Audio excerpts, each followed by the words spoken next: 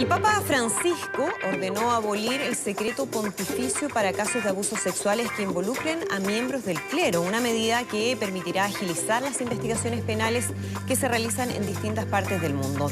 El anuncio ha sido interpretado como una señal del Vaticano en contra del encubrimiento en medio de una profunda crisis en la Iglesia Católica por su débil respuesta frente a las denuncias.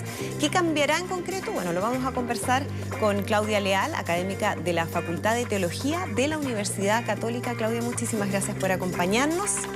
Hola Andrea, muchas gracias por la invitación. Para hablar de un tema que obviamente es muy noticioso, lo conocíamos y tuvo inmediatas repercusiones en distintas partes del mundo, incluido en nuestro país, donde el tema obviamente tiene mucho sentido si uno considera lo que ha pasado con la Iglesia Católica chilena. Quiero partir explicando un concepto bien básico, porque esto también ha generado algo de confusión. ¿Qué es el secreto pontificio? Mira, el secreto pontificio es una cláusula en el ámbito de lo jurídico, ¿no? Es una cláusula que tenía que ver con la gestión de la información en los procesos de investigación, denuncia y sanción de los delitos canónicos, ¿no? ¿Ya? Hay que distinguirlo, tú dices muy bien, del secreto de confesión, ¿no? Porque ahí se pueden mezclar ciertos conceptos. El secreto de confesión está en el ámbito de lo sacramental. Entonces, es otra categoría, siempre en el contexto de la vida de los creyentes católicos, pero es otra categoría. Y eso se mantiene igual, no hay cambios al respecto. Eso se mantiene igual, no hay cambios al respecto. Lo que sí a lo mejor es importante señalar es que en algunos casos de abuso, emblemáticamente el caso Caradima, el secreto de confesión fue instrumentalizado y eso ha generado una cierta mala comprensión de lo que es el secreto de confesión. El secreto de confesión no está al servicio de la impunidad. No puede estar ni debe estar. Entonces ahí también hay cosas que corregir y que reflexionar. Quiero quedarme en ese punto porque el secreto de confesión ha sido un tema que obviamente a raíz de estos casos ha surgido como un tema de discusión, ¿no? Hay quienes consideran que es un momento de empezar a reflexionar de si es justificable o no en ciertos casos cuando se está frente a un delito mantener ese secreto de confesión. ¿Qué pasa con eso? Mira, ¿Qué posibilidades hay realmente de que haya una modificación de esto? Mira, es que lo que pasa es que no es necesario modificar, sino comprender en su correcta manera. Porque una versión un poco caricaturesca de la confesión nos presenta al sacerdote como una persona impotente de frente al testimonio que recibe y además nos presenta la confesión como un momento estático, diría yo. Muy por el contrario, la confesión es una expresión del proceso de arrepentimiento de una persona que quiere corregir y reparar el mal causado. Una persona no puede recibir la absolución de manera automática sin que hayan pruebas sobre la voluntad de reparación y sobre el arrepentimiento de la persona, en primer lugar. En segundo lugar, el sacerdote que recibe una confesión no está obligado a dar la absolución. Cuando un sacerdote tiene noticia por medio de una confesión de actividades o acciones, ¿no?, que están en el ámbito de lo delictual, el sacerdote no puede simplemente actuar como si el sacramento fuera una varita mágica, no puede simplemente dar la absolución como si nada hubiera pasado, ¿no? El sacerdote puede pedir, establecer un proceso para llegar a la absolución.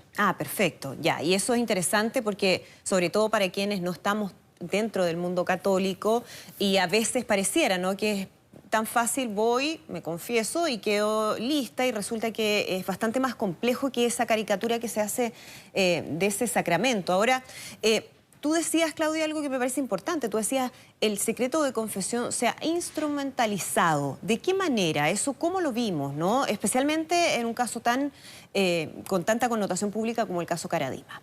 Mira, claro, aquí el caso paradigmático es el caso de Caradima, que en el fondo abusaba de las personas, ¿no?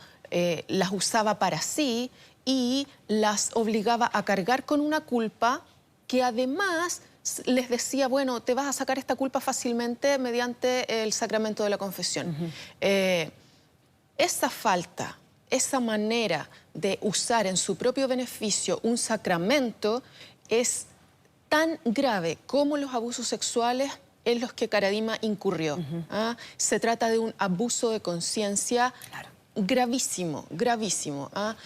Nosotros todavía no hemos tenido el tiempo como institución de adentrarnos en el concepto de abuso de conciencia. No hemos tenido el espacio todavía de explicarlo a nosotros mismos y de poder explicarlo al resto de la sociedad. Y porque además me imagino que es un tema que se pudo haber utilizado en otros casos también, es decir, es un tema muy relevante como al hacer el análisis de la manera en que se abusaba, tú dices abuso de conciencia, abuso de poder que hay detrás de los abusos sexuales al interior del clero. Quiero volver a la modificación o el anuncio que hace el Papa Francisco en relación al término de este secreto pontificio. Para que lo expliquemos bien claro, en concreto, ¿qué va a significar eso? ¿Cómo podría cambiar lo que ahora hemos conocido en términos de las investigaciones en casos de abuso sexual? Esto significa que las cláusulas de confidencialidad que operaban en estos procesos canónicos van a operar de otra manera. Digamos, esa es la base, por ahí tenemos que comenzar. En primer lugar, tenemos que decir que las víctimas, los denunciantes, van a poder acceder de la manera más transparente y más fiable a toda la información sobre sus procesos, en primer lugar. En segundo lugar, y esto es muy importante, cuando el Ministerio Público requiere información a las autoridades eclesiásticas, no podrá ser invocado como un obstáculo para entregar esa información el secreto pontificio. Esto es muy importante porque nosotros hemos sido testigos de cómo el sistema jurídico canónico y el sistema jurídico civil entraban en conflicto, ¿no? Hemos sido testigos incluso de algunos allanamientos bien poco felices, ¿no? Bueno, podemos imaginarnos que eso no es necesario que suceda más. Podemos imaginarnos que van a haber nuevas formas de colaboración entre estos dos sistemas jurídicos, ¿no?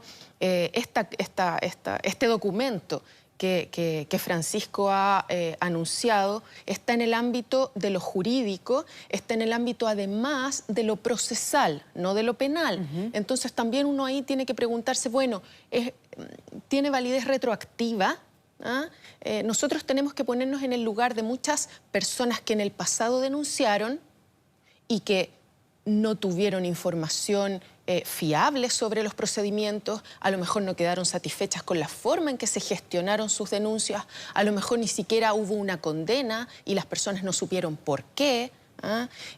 Yo me pregunto si algunas de estas personas van a confiar nuevamente en el sistema jurídico canónico y van a pedir una reapertura o van a pedir los documentos. Pero podrían hacerlo. Lo podrían hacer. Lo podrían hacer. O sea, efectivamente podría haber ahí una acción retroactiva. Pienso que eso es muy importante. De todas maneras. Esta no es una medida que solucione todos los problemas, no es una varita mágica, pero es un paso en la dirección correcta para implementar de mejor manera el principio de transparencia en esta institución. Ahora, esto significa, o si lo llevamos, ¿no? Porque estábamos hablando de cómo los sistemas jurídicos en el fondo se tensionaban entre el canónico y el civil.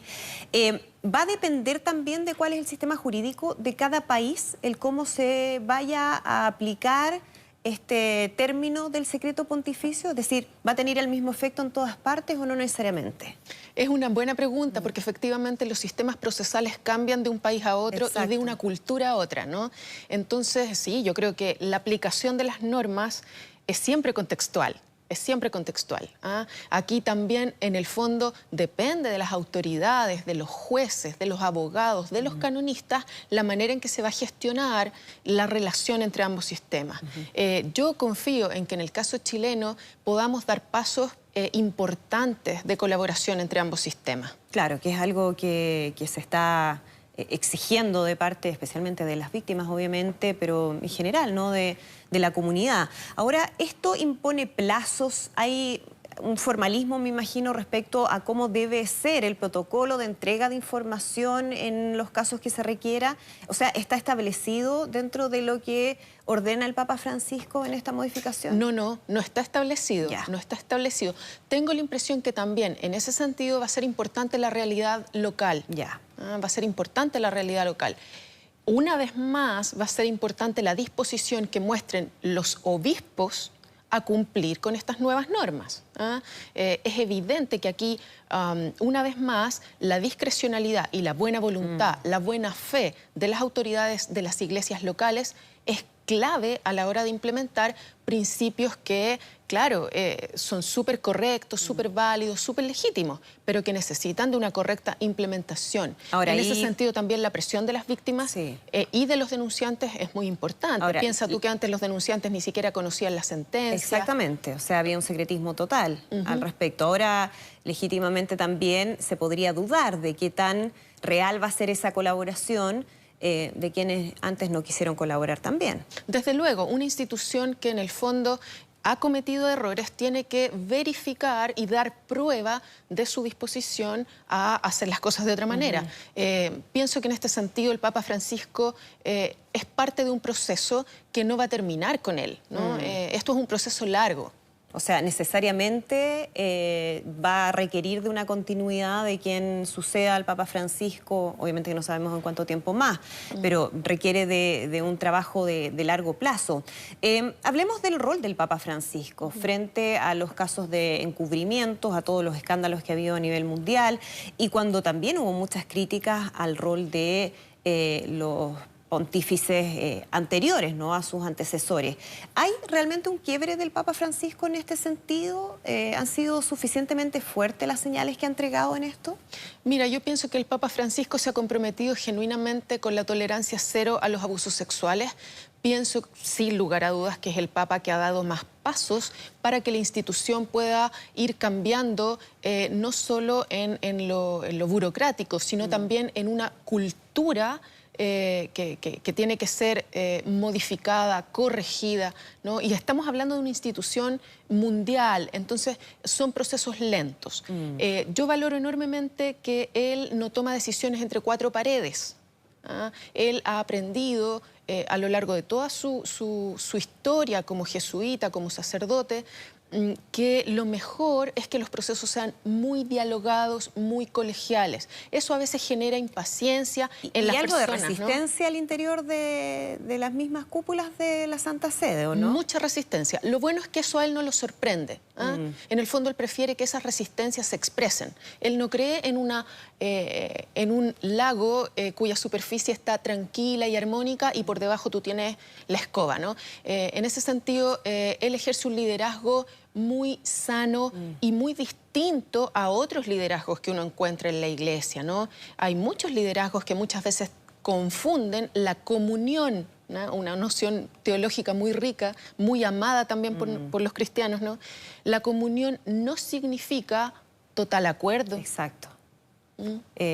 Claro, o sea, prefiere que esto sea una conversación visible, una reflexión comunitaria, pero que se necesita a veces con disenso para poder seguir avanzando en temas clave. Claro, además esa idea de comunión, como si comunión fuera equivalente a estar de acuerdo, claro, ¿no?, falsea lo que es la historia de la tradición cristiana, porque a lo largo de los 2500 años de historia que tenemos, nosotros sabemos que las comunidades cristianas siempre han creado diversas escuelas teológicas, diversas maneras de comprender el Evangelio, diversas maneras de seguir a Jesús, etc. O sea, ¿no?, inevitablemente hay distintas interpretaciones y miradas, y además tienen que estar en permanente revisión, porque claro, tiene que ver con los contextos sociales, históricos, no es algo estático. Lo que dices tú además es muy vital y muy bonito, porque una institución puede comprender de diversas maneras la crítica interna, ¿no? Al interior de las instituciones, cualquier institución,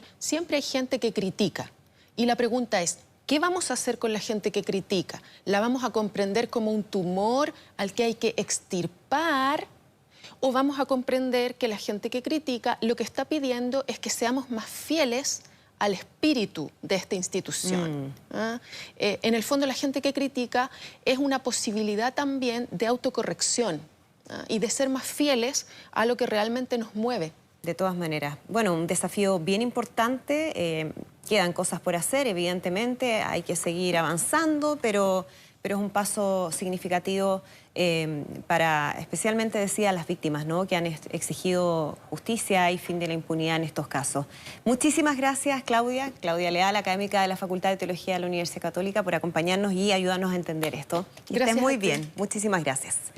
Nosotros empezamos ya a despedir esta edición de Mundo Plus Vanguardia. Como siempre, muchas gracias por acompañarnos. Que estén muy bien.